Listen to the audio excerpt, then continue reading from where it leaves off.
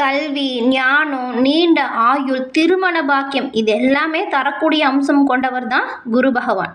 அறியாமையை நீக்கி நல்ல ஒரு ஞானம் என்னும் ஒளியை ஏற்றக்கூடிய கிரகமும் இந்த குரு பகவான் தான். மாதா பிதா குரு தெய்வம் அப்படிங்கிற வரிசையில் உயர்ந்து நிற்கக்கூடியவர் குரு. இவரோட ஒரு சிறப்பு வாய்ந்த ராசி அம்சம் கொண்டது தனுசு ராசி. ஏன்னா தனுசு ராசிக்கு ராசி அதிபதியே இந்த குரு பகவான் தான். இந்த குரு பகவானை ராசி அதிபதியாக கொண்டதுனால பெரும்பாலும் நீங்களுமே பாருங்களேன், எல்லோருக்குமே உதவக்கூடியவங்களாக இருப்பீங்க. சிறப்பான நிறைய தன்னிச்சையான விஷயத்தை சிறப்பாக செய்து காட்டக்கூடியவங்களாக இருப்பீங்க. நீங்கள் வியாழக்கிழமையில் குரு பகவானை தொடர்ந்து வழிபாடு செய்யுங்க. நன்மையும் நல்ல ஒரு உயர்வையும் கட்டாயம் பெறுவீங்க. ஏன்னா ஒவ்வொரு ஆண்டுமே குரு பயிற்சி நடக்கும். அப்போ அந்தந்த ராசிக்கு ஏற்றது போல் பரிகாரங்கள் செஞ்சு நல்ல பலன்களை பெறலாம். ஆனால் இந்த ராசி அதிபதியாக கொண்ட தனுசு ராசி அன்பர்கள் வியாழக்கிழமையில் குரு பகவானை தொடர்ந்து வழிபடுறதுனால உங்களுக்கு மற்ற கிரகத்தால் ஏற்படக்கூடிய பாதிப்பு நெருங்காது. குருவின் அம்சம் உங்களை கவசம் போல பாதுகாக்கும். குரு பகவானை வியாழக்கிழமையில் தொடர்ந்து வழிபாடு செய்கிறதுனால நன்மையும் நல்ல ஒரு உயர்வையும் கண்டிப்பாக இந்த தனுசு ராசி அன்பர்கள் நீங்கள் பெறுவீங்க. இதனால் நன்மைகள் கிடைச்சி நல்ல ஒரு உயர்வுக்கு வரக்கூடிய அமைப்பை பெற முடியும். உங்களுக்கு குரு பகவான் பிடிக்கும் அப்படின்னா ஓம்கம் குருவே நமக அப்படிங்கிற மந்திரத்தை மறக்காமல் 3 முறை பதிவிடவும் செய்யுங்க. குரு பகவானோட பரிபூரண அருளாலும் உங்களோட வாழ்க்கையில் நீங்கள் எல்லா வகையிலுமே நன்மைகள் கிடைக்க பெற்று நலமுடன் வாழ வாழ்த்துக்களையும் உங்களுக்காக இறைவனிடம் நாங்கள் பிரார்த்தனையும் செஞ்சுக்கிறோம். மேலும் உங்களுடைய சுய ஜாதக கணிப்பை எளிய முறையில் நீங்கள் தெரிஞ்சுக்க விரும்புனீங்கன்னா டிஸ்கிரிப்ஷனில் பாருங்கள், ஜோதிடரோட நம்பரும் கொடுத்துருக்கோம். அந்த நம்பருக்கு நீங்கள் ஃபோன் பண்ணாலே போதும். எளிய முறையில் உங்களோட ஜாதகத்தை நீங்கள் கணிச்சிக்கலாம். எல்லா வகையிலுமே சிறப்பான உயர்வையும் நன்மைகளையும் நீங்கள் இதனால் கட்டாயம் பெற முடியும். இந்த ஒரு வாய்ப்பை தவறவிடாமல் பயன்படுத்திக்கோங்க. தேவர்களின் குருவாக விளங்கக்கூடியவர் தான் நவ கிரகத்தில் இருக்கக்கூடிய குரு பகவான். நவ கிரகங்களில் ராஜ கிரகம் அப்படிங்கிற ஒரு தனி சிறப்பு வாய்ந்த ஒரு அம்சம் கொண்டது. ஒருத்தரோட ஜாதகத்தில் குரு இருக்கும் இடத்தை விட அவர் பார்க்கும் இடத்துக்கு பலம் அதிகமாக இருக்கும். இவர் ஒரு ராசியில் ஒரு ஆண்டு மட்டும்தான் பயணம் செய்வார். ஆண்டுக்கு ஒரு முறை குரு ஒரு ராசியிலேருந்து மற்றொரு ராசிக்கு மாறக்கூடியவர். அதுதான் அப்போ மாறுறதா நம்ம குரு பயிற்சி அப்படின்னு சொல்கிறோம். ஒருத்தரோட வாழ்க்கையில் அவங்க நல்ல ஒரு ஞானம் அறிவில் சிறந்தவங்களாக விளங்கணும் அப்படின்னா கண்டிப்பாக குருவின் அருள் இருக்கணும். அப்படி இருந்துச்சுன்னா நிச்சயம் அந்த நபர் அவங்களோட வாழ்க்கையில் சிறப்பான ஒரு உயர்வை கட்டாயம் பெறுவார். ஒரு தனிப்பட்ட ஒரு மனிதன் அவனோட வாழ்க்கையில் ஒழுக்கம், பக்தி, புனித யாத்திரை, நல்ல ஒரு ஞானத்தை போதிக்கும் தன்மை இது எல்லாமே குருவின் நிலை நல்லா இருந்தால் கண்டிப்பாக பெறுவான். விஞ்ஞானத்துலேயுமே புகழ் சாதனையை படைக்கணும் அப்படின்னா அவங்களுக்கு குருவின் அம்சம் பக்கபலமாக இருந்தால் போதும் நன்மையும் நல்ல ஒரு உயர்வையும் பெற முடியும். இப்படி இருக்கக்கூடிய ஒரு சிறப்பான கிரகத்தை ராசி அதிபதியாக கொண்டவங்க நீங்கள் அப்படிங்கிறதுனால உங்களுக்கு இப்போ ஏற்பட்டிருக்கக்கூடிய கிரகநிலை அமைப்பு என்ன மாதிரியான மாற்றத்தையும் தாக்கத்தையும் ஏற்படுத்துது. இதனால் என்ன மாதிரியான அமைப்பை நீங்கள் பெற போகிறீங்க அப்படிங்கிறதையும் நாம் இந்த பதிவில் தொடர்ந்து பார்க்கலாம்.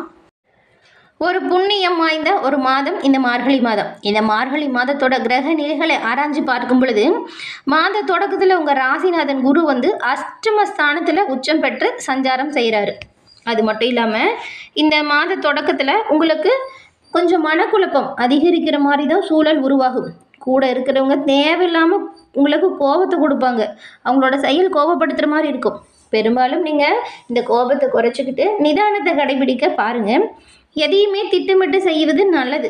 கொஞ்சம் அந்த மாதிரி செய்ய முடியாதது போல தான் சூழல் உருவாகும். நீங்கள் ஒரு பிளான் பண்ணி வச்சுருப்பீங்க, ஆனால் அது மாதிரியே நடக்காது. அதுவே உங்களுக்கு கொஞ்சம் மன கஷ்டத்தை கொடுக்கும். ஆனால் கொஞ்சம் அந்த மாதிரி மனக்குழப்பத்துக்கு ஆளாகாமல் இந்த மாதிரி சூழல் உருவாகுது அப்படின்னா கொஞ்சம் பொறுமையாக நிதானமாக யோசித்து எந்த ஒரு விஷயத்தையும் செய்யுங்க. அதே போல் கொஞ்சம் விரயங்களுமே கூடுதலாக இருக்கும். அதுவும் மார்கழி 6ஆம் தேதி குரு மிதுன ராசிக்கு வராரு. அப்போ அவர் உங்கள் ராசியை சப்தம பார்வையாக பார்க்குறாரு. இதனால் கொஞ்சம் உங்களுக்கு கஷ்டங்கள் தீரும். மார்கழி 6ஆம் தேதிக்கு அப்புறம்லாம் உங்களுக்கு சிறப்பான உயர்வும் இருக்குது. இந்த இடர்பாடுகள்லாம் சின்ன சின்ன தடை தாமதம் வருது இல்லையா, அது எல்லாமே உங்களை விட்டு விலகிடும். 6ஆம் தேதிக்கு அப்புறம் நன்மை உண்டாகவும் நல்ல பலன் கிடைக்கும்.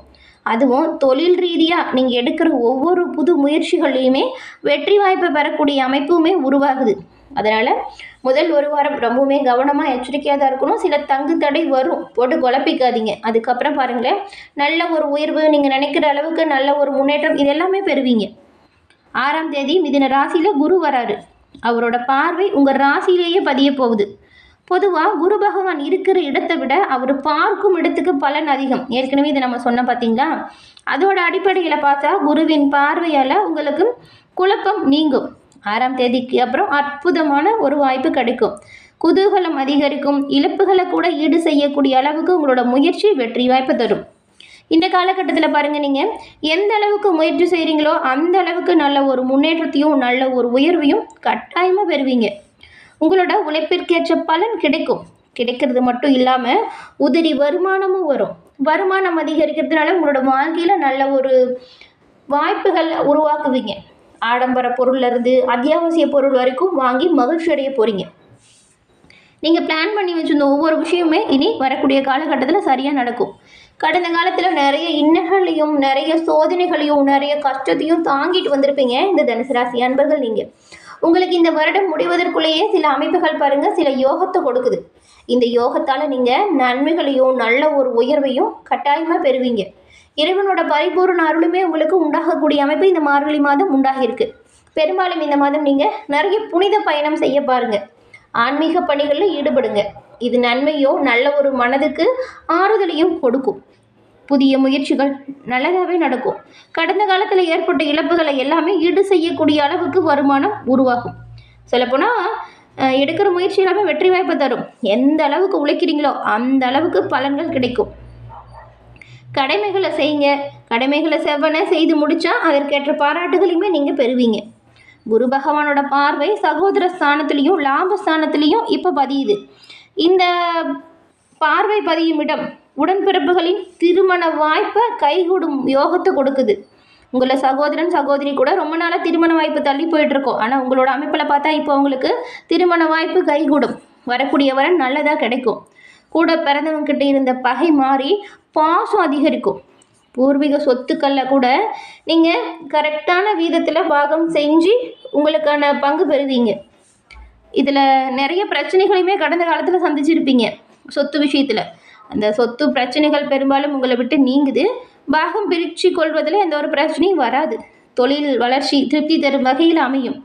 பெற்றோரின் மணி விழா முத்து விழா இந்த மாதிரி ஏதாவது ஒரு சுப நிகழ்ச்சியோ இல்லை உங்களோட பிள்ளைங்களோட திருமண விஷயமோ இதே மாதிரி ஏதாவது நல்ல விஷயங்கள் சுபகாரியம் நடப்பதற்கு நிறையவே வாய்ப்பு இருக்குது. அது மட்டும் இல்லாமல் குடும்பத்தில் இருந்த பிரச்சனை நீங்கும். இது வரைக்கும் விலகி போனவங்க உங்ககிட்ட தேடி வந்து பேசுவாங்க. அதே போல் புகழ்பெற்ற புராண கோவில் செல்வதற்கு வாய்ப்பு இருக்குது. அப்படின்னு எண்ணமும் நிறைய வரும். ஆன்மீக பணிகளில் ஈடுபடுங்க. அது இன்னுமே நல்லது தான். அது மட்டும் இல்லாமல் தனுசு ராசிக்கு 7ஆம் தேதி சுக்கிரன் வராரு. உங்கள் ராசிக்கு 6, 11 இந்த 2 இடத்துக்கும் அதிபதி தான் இந்த சுக்கிரன். அவர் உங்கள் ராசிக்கே வரக்கூடிய இந்த நேரம் உத்தியோகத்தில் நல்ல ஒரு முன்னேற்றம் ஏற்படும். உத்தியோகத்தில் பதவி உயர்வுமே வருவதற்கு அதற்கேற்ற சூழ்நிலை கிடைக்கும். பயணங்கள் மூலம் நல்ல ஒரு பலன்கள் கிடைக்கும். பணிபுரியும் இடத்துல இதுவரைக்கும் ஏதாவது பிரச்சனையோ சலுப்பு சங்கடமோ சண்டையோ இருந்தாவோ அது பாருங்க மாறும். அதே போல் நீங்கள் இருக்கிற வேலையை விட்டு வேறு வேலைக்கு போகலாமா அப்படின்னு நினச்சிட்டு இருந்தவங்களுக்கு உங்கள் சிந்தனைக்கேற்ற வாய்ப்பு கிடைக்கும். இப்போ ஒரு நல்ல தகவல் வரும் பாருங்கள். இந்த காலகட்டத்தில் நீங்கள் எதிர்பாராத ஒரு சில நன்மைகளையும் நல்ல விஷயத்தையும் தனுசு ராசி அன்பர்கள் நீங்கள் பெறுவீங்க. அதுவும் இந்த மாத இறுதியில் பாருங்கள், மகர ராசிக்கு செவ்வாய் போகிறாரு. அங்கே உச்சம் பெற்று சஞ்சாரம் செய்கிறாரு. உங்கள் ராசிக்கு 5, 12 இந்த 2 இடத்துக்கும் அதிபதி தான் இந்த செவ்வாய். விரையாதிபதி உச்சம் பெறக்கூடிய இந்த காலகட்டம் கொஞ்சம் விரயங்களுமே அதிகரிக்கத்தான் செய்யும். வீடு மாற்றம் இடமாற்றம் இதில் ஏதாவது ஒரு மாற்றம் வரும்.